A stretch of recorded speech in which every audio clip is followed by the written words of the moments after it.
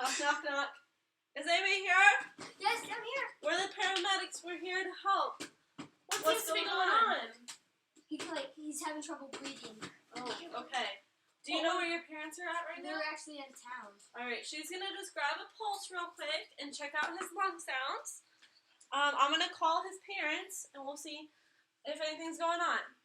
Hi, this is the paramedics with Lincoln Fire. We have your son Levi here. It looks like he's having difficulty breathing. Does he have any history of any breathing difficulties? Oh, he has a history of asthma. Okay. Does he have an inhaler anywhere? No. You can't find it. Okay. Well, is it okay if we treat him today? Okay, thank you.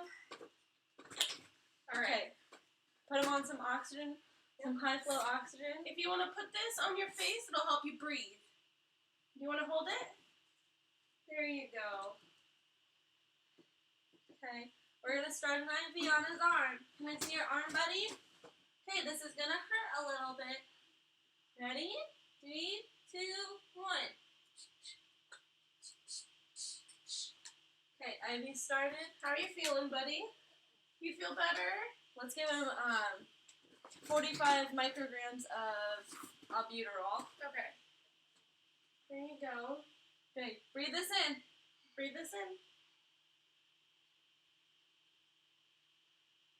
Is that feeling a little bit better?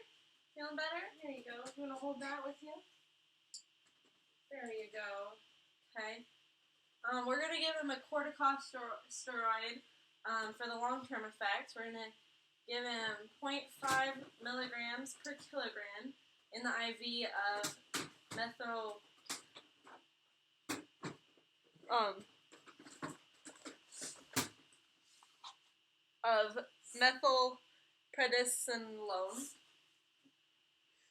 Alright, we're going to take him to the hospital. Do you want to ride with us? Sure.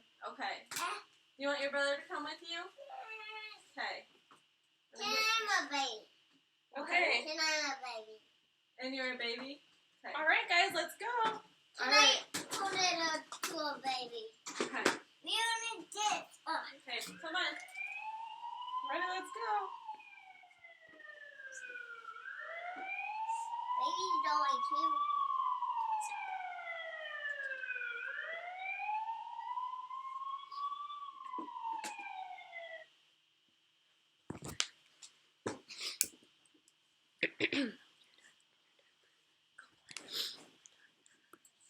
Okay, so what we just showed you was a scenario of a little kid having an asthma attack and how we would treat him, what kind of things you would see in an asthma patient. The definition of what asthma is that it's a condition in which your airways narrow and swell and produce extra mucus. This can make breathing difficult and trigger coughing, wheezing, and shortness of breath. Levi? For some people, asthma is a minor nuisance, but for others, it can be a major problem that interferes with daily activities and may lead to life-threatening asthma attacks. The pathophysiology of asthma, one of the major characteristics is that it's a reversible lower airway obstruction. So it can be treated, it can be stopped. This obstruction is caused by edema, mucus, and smooth muscle spasms. They narrow the diameter of the smaller, smooth muscle-walled bronchioles. Contraction of the airways on exhalation and the obstruction caused by asthma combine to prevent air from escaping. Air will then become trapped behind the obstruction, which prevents continued ventilation of the alveoli and oxygen, carbon dioxide exchange, and it may be severely impaired. Hypoxemia and hypercarbia result, with a degree of respiratory distress increasing the severity of obstruction and number of airways involved. Asthma can be triggered by one of many factors. In allergic individuals, environmental allergens are a major cause of inflammation. These allergens may cause both indoors and outdoors. In addition to allergens, asthma may be triggered by cold air, exercise, foods, irritants, and certain medications. Within minutes, the exposure to the offending trigger, a two-phase reaction occurs. The first phase of the reaction is characterized by the release of chemical mediators such as histamine. These mediators cause contraction of the bronchial smooth muscle and leakage of fluid from peribronchial capillaries. This results in both bronchoconstriction and bronchial edema. These two factors can significantly decrease expiratory airflow, causing the typical asthma attack.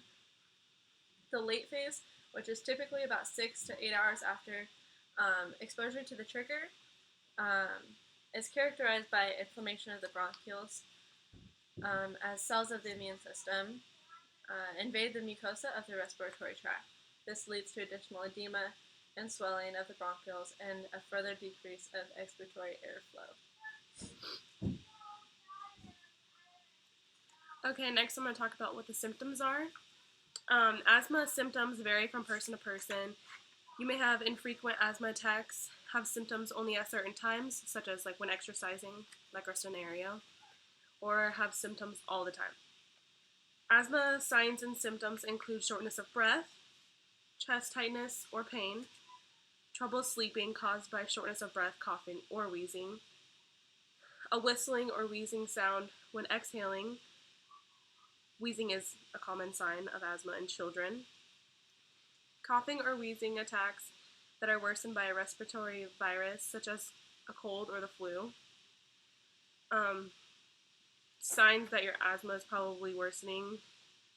One of the things I wanted to include is that a quick relief inhaler is used a lot more often for people who have severe asthma. For some people, asthma signs and symptoms flare up in certain situations, including exercise-induced asthma, which may be worse when the air is cold or dry. Occupational asthma, which is triggered by workplace irritants such as chemical fumes, gases, or dust. Allergy-induced asthma, which is triggered by airborne substances such as pollen, mold spores, cockroach waste, or particles of skin and dried saliva shed by pets. Severe asthma attacks can be life-threatening. Signs of an asthma emergency include rapid worsening of shortness of breath or wheezing, no improvement even after using a quick relief inhaler such as albuterol, shortness of breath when you are doing minimal physical activity. You should see your doctor if you have frequent coughing or wheezing that lasts more than a few days or any other symptoms of asthma. Treating asthma early may prevent long-term lung damage and help keep the condition from worsening over time. If you know you have asthma, work with your doctor to keep it under control. Good long-term control helps you feel better from day to day and can prevent a life-threatening asthma attack. You should contact your doctor right away if your medication doesn't seem to ease your symptoms or if you need to use your quick relief inhaler more often. Don't try to solve the problem by taking more medication without consulting your doctor. Overusing that medication for your asthma can cause side effects that might make your asthma worse. Asthma often changes over time, so you should definitely meet with your doctor regularly to discuss your symptoms and make any needed treatment adjustments. Oh, wait. Okay, the causes of asthma. It isn't clear why some people have asthma and others don't, but it's probably due to the combination of environmental and genetic factors. Some asthma triggers are exposure to various irritants and substances that trigger allergies, can trigger signs and symptoms of asthma. Asthma triggers are different from person to person. It can include airborne substances such as pollen, dust mites, mold spores, pet dander, or particles of cockroach waste. Respiratory infections such as the common cold, physical activity, exercise-induced asthma, cold air pollutants, and irritants such as smoke, certain medications including beta blockers, aspirin, ibuprofen, naproxen, etc. Strong emotions and stress, sulfites and preservatives added to some types of foods and beverages, and gastroesophageal reflux disease, which is a condition in which stomach acid backs up into your throat. There's a lot of risk factors that can increase your chance of developing asthma. Some of these are having a blood relative with asthma. It can be genetic. Having another allergic condition. Being overweight, being a smoker, exposure to secondhand smoke, either at a younger age or at an older age, and exposure to occupational triggers such as chemicals used in farming, hairdressing, and manufacturing. Okay, some complications. Signs and symptoms that interfere with sleep, work, or recreational activities. Sick days from work or school during asthma flare-ups. Permanent narrowing of the bronchial tubes that affects how well you can breathe. Emergency room visits and hospitalizations for severe asthma attacks. Side effects from long-term use of some medications used to stabilize severe asthma. Proper treatment makes a big difference in preventing both short-term and long-term complications caused by asthma. The treatments of asthma are usually, they usually involve learning to recognize your triggers and taking steps to avoid them, and tracking your breathing to make sure your daily asthma medications, if you have them, are keeping symptoms under control. Treatment of asthma is designed to correct hypoxia, reverse any bronchospasm, and treat inflammatory changes associated with the disease. The right medication for the patient depends on a number of things. It can be age, symptoms, asthma triggers, and just pretty much whatever works the best for you to keep your asthma under control. Preventative long-term control medications reduce the inflammation in your airway that leads to the symptoms. As you can see in our scenario, we use albuterol and methylprednisolone. Albuterol is mostly given through an MDI or a small volume nebulizer. The normal adult dosage is 90 micrograms of albuterol, but since we had a child in our scenario, it was 45 to 90 milligrams per kilogram,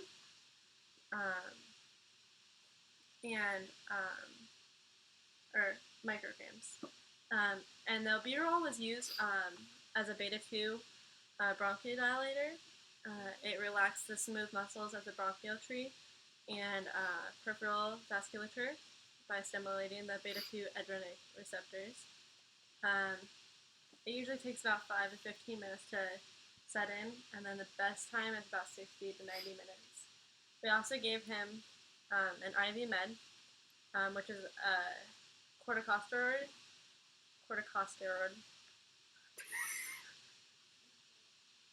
Say it. Which the normal range for that is 125 to 250 milligrams, but like I said, we had a kid, so we gave them 0.5 milligrams, and it was IV med, and it is the reason we gave that was to suppress acute and chronic inflammation. It's more of a long-term effect, since we would have a long transport time. And then we also could have given epi, but since it's non-specific, we went with a beta-2 antagonist or agonist instead. If we were to give epi, we would have given it IM, and we would have given 1/1000th milliliter or kilogram of a 1/1000 IM injector.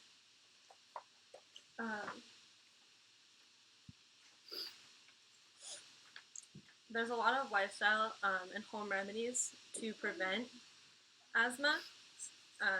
Taking steps to reduce your exposure to asthma triggers is a key part of asthma control. There's like many different things you can do, such as use your air conditioning It reduces the amount of airborne pollen from trees, grasses, and weeds that can find its way into your home. Maintaining optimal humidity, such as if you live in a damp climate, such as in like Florida or any kind of more humid area, you would want to talk to your doctor about using a dehumidifier. Reduce your pet dander as much as you can if like that's one of your triggers. It's best to just not have pets, or if you do, get them cleaned regularly because that'll prevent the amount of dander around your surroundings. Clean your house regularly to keep all that pet dander out, all that dust, mildew, and other Mold, allergens, anything like that. mold, mildew, anything that can trigger your asthma. And if it's cold out, cover your nose because cold can constrict those bronchioles and make it a lot more symptomatic. Stay healthy. Taking care of yourself can keep your symptoms under control. If you get regular exercise, as long as that's not a trigger, that's a really smart thing to do.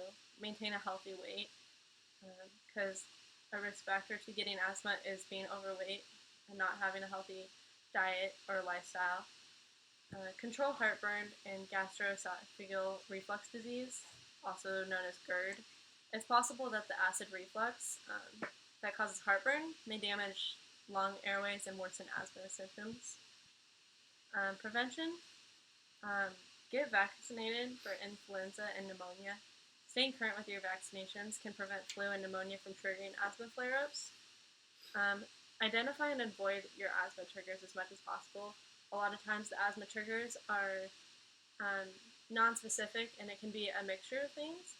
But if you have like one specific thing that triggers your asthma, try and stay away from it the best you can. Monitor your breathing. Identify and treat attacks early. And then if you have like long-term medications, like as a preventative method, make sure you're taking them as prescribed and taking them when you need to and how often you need to, how much you need to. Just because it seems like it's improving doesn't mean that you are healed. Asthma can come at any time if that trigger just happens to be there. So just be prepared. So. Okay, and our last thing about asthma is the coping and support. Asthma can be challenging and stressful for people. Sometimes they become frustrated, angry, or depressed from it because they feel like they need to cut back on their usual activities to avoid environmental triggers.